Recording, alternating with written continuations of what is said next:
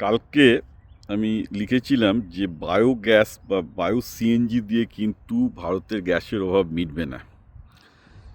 ভারতে সরকার থেকে বলছে ইলেকট্রিকে সুইচ করতে, অর্থাৎ মাইক্রোওয়েভ ওভেন বা ইলেকট্রিক টোস্টার বা ইলেকট্রিক ইন্ডাকশন ওভেন বা ইলেকট্রিক ফার্নেসও পাওয়া যায়, ছোটো ছোটো ইলেকট্রিক টোস্টার, এরকম ইলেকট্রিক ইউজ করে। কিন্তু মুশকিল হচ্ছে ভারতে যেভাবে খাবারটা রান্না হয় সেটাতে ওভেন বা একটা উনুন লাগে। এখন দেখুন, একটা ব্যাপার কি, ভারতে যেভাবে খাবারটা রান্না হয়, আপনি যদি ভাত ডাল তরকারি মাছ একটা 4-5টা পদ করেন, মিনিমাম আপনার গ্যাসটা 1 ঘন্টা লাগছে। আজকে এমন অবস্থা, গ্রামের দিকে পর্যন্ত লোকে গ্যাস ছাড়া, শহরে বাদ দেন, গ্রামের দিকে, গ্রাম শহরের দিকে লোকে গ্যাস ছাড়া করতে পারছে না। অথচ আগেরকার দিনে সবাই উনুন কাঠকয়লা দিয়ে করতো। তো উনুন আর কাঠকয়লার সাথে গ্যাসের পার্থক্য হচ্ছে এই যে উনুনে যে কোল বা চারকোল লাগতো, বা যে যে কোল লাগতো বা যে কয়লা লাগতো, কয়লা ভারতে প্রচুর হয়। অর্থাৎ ভারত যতদিন এই নিজস্ব ধরুন গাছপালা পুড়িয়ে, কাঠ পুড়িয়ে, কাঠ কয়লা পুড়িয়ে বা কয়লা থেকে উনুন করেছে, ততদিন কিন্তু ভারত কাতার কুয়েত কারোর ওপর ডিপেন্ডেন্ট ছিল না। এটা আপনাকে বুঝতে হবে। কিন্তু আজকে জবে থেকে যেহেতু ইলেকট্রিক গ্যাস অনেক, যেহেতু সিএনজি বা রান্নার গ্যাস, রান্না করা অনেক ফাস্ট হয় এবং অনেক বেশি কমফোর্টেবল, কিন্তু এই কমফোর্টটা নিতে গিয়ে কিন্তু ভারত পুরোপুরি কাতার কুয়েতের, বিশেষ করে কাতারের গ্যাসের ওপর ডিপেন্ডেন্ট, যেটা এখন স্টেট অফ হরমুজ দিয়ে বেরোনো মুশকিল এবং দামও বাড়বে, কারণ ওখানে অ্যাটাকের ফলে অনেক গ্যাস ফিল্ডও উড়ে গেছে। সো ন্যাচারালি একটা জিনিস ভাবতে হবে যে আজ থেকে 30-40 বছর আগে কিন্তু এই এই এই সংকটটা ছিল না।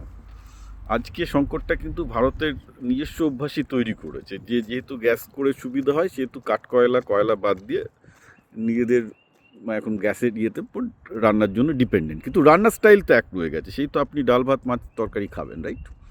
এবার আমি একটা সিম্পল হিসাব দিচ্ছি। ধরুন এই আমি এখন গিয়ে খাবো, আমার একটা স্যান্ডউইচ বানিয়ে নেবো, আমার করতে শুধু 2 মিনিট সময় লাগবে। অর্থাৎ আমি 2 মিনিট টোস্টারে খুব অল্প একটু ইলেকট্রিসিটি পুড়বে, বাকি আমার চিকেন স্যালাড রাখা আছে, ব্রেডটা একটু টোস্ট করে নেবো, বাকি স্যালাড মারবো, খাবো, আমার হয়ে যাবে, পুরো আমার বিকেল 5টা পর্যন্ত চলে যাবে।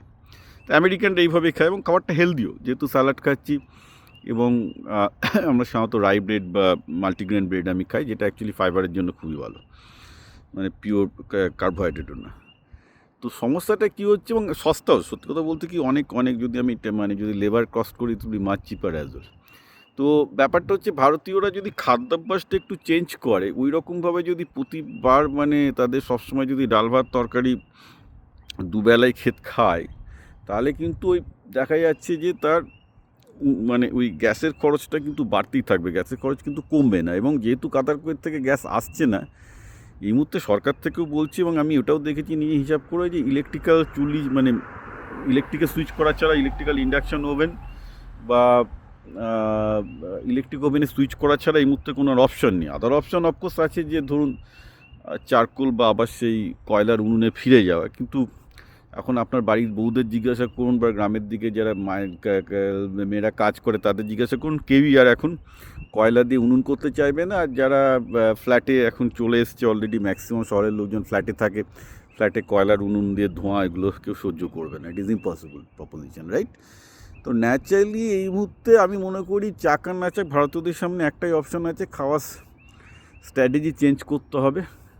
স্ট্র্যাটেজি চেঞ্জ করে যত ওয়েস্টার্ন স্টাইলে খাওয়া শুরু করবে, তত এনার্জি অনেক কম লাগবে, হয়তো 1/10 লাগবে। 10% বা 5% ইলেকট্রিক্যাল এনার্জিতে অনেক তাড়াতাড়ি তারা খেতে পারবে বা ইয়ে করবে।